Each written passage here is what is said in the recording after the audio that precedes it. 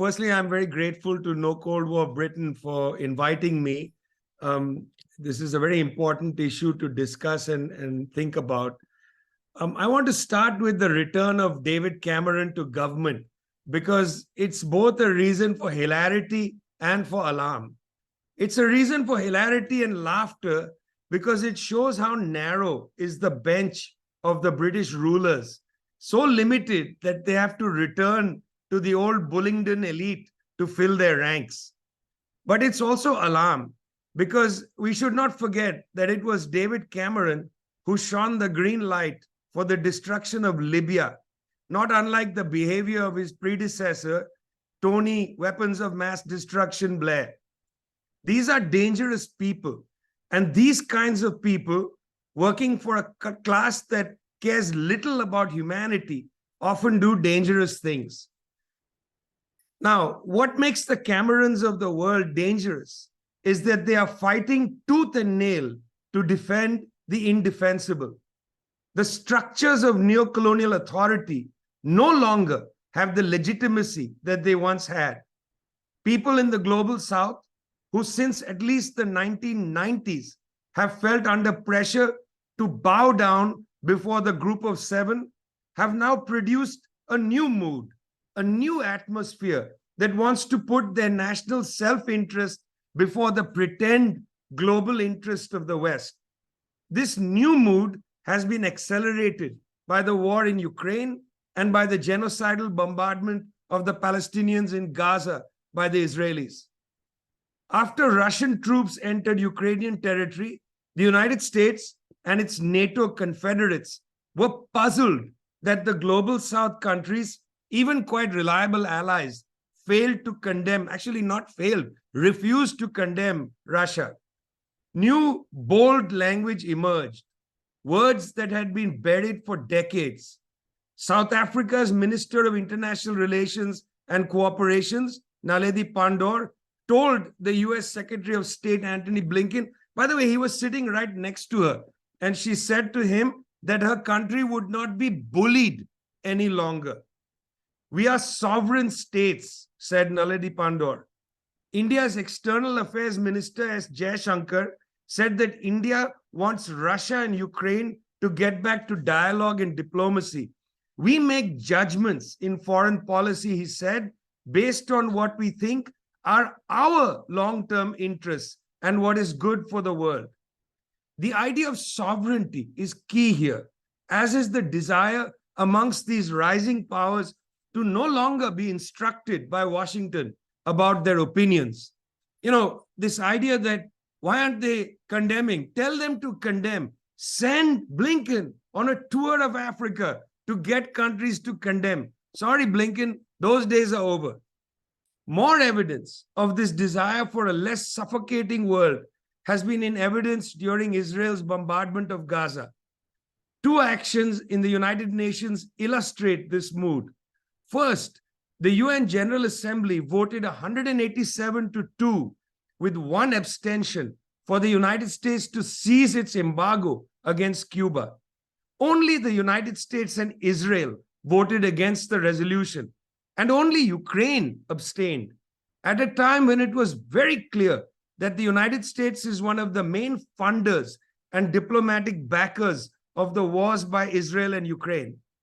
Second, in the UN Third Committee, 126 countries voted to end illegal unilateral coercive measures, including all manner of sanctions. And by the way, the Western states, led by the United States, all voted by themselves against that resolution. Among the 126 countries, almost the entirety of the global South. Both votes come alongside the groundswell of frustration with how the United States is enabling the Israeli war. Whether it's the 2 million people on the streets of Jakarta, Indonesia, against this war, or the 1 million people in Istanbul, Turkey, they were not just criticizing Israel, they were criticizing the United States.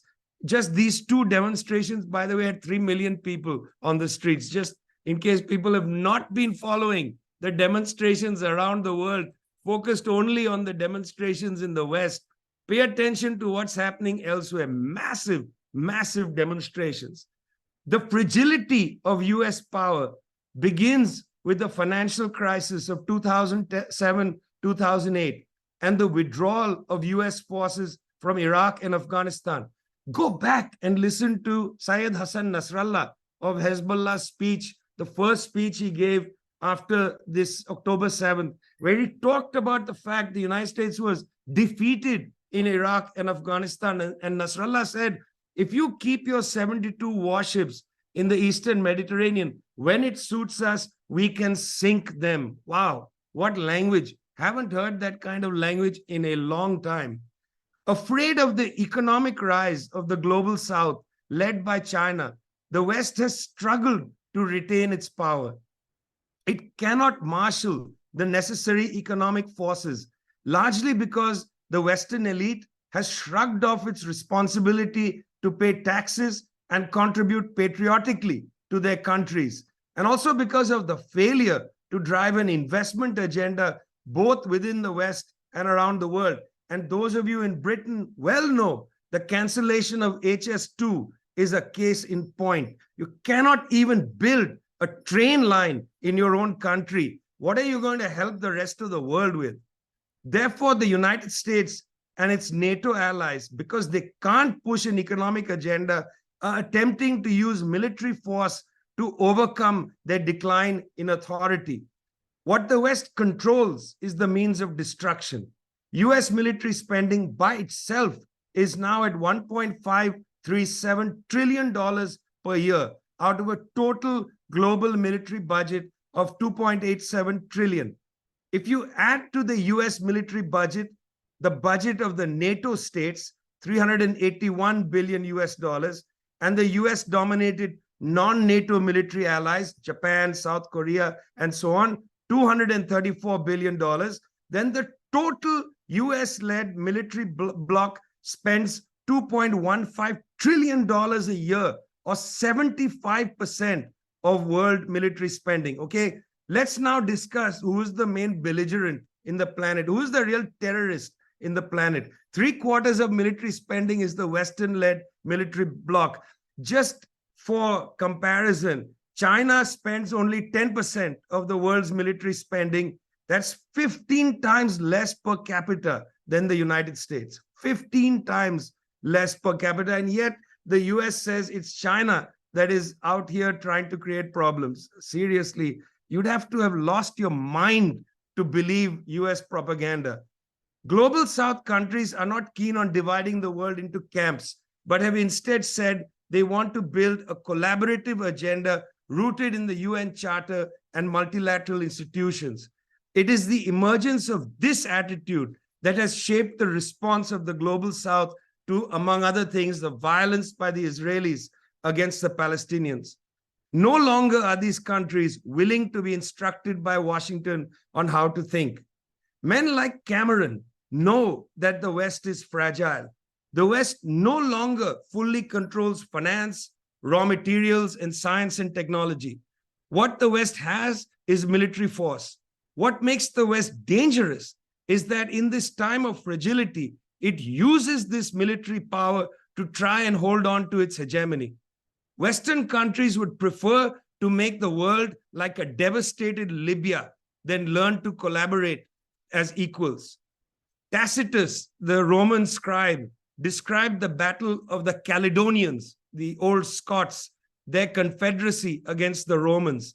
At one point, Tacitus writes, the Caledonian leader, Calgacus, whose name means prickly, by the way, says of the Romans, they have made a solitude and called it peace. That is the habit of imperialists. That is what we have to resist. Thanks a lot.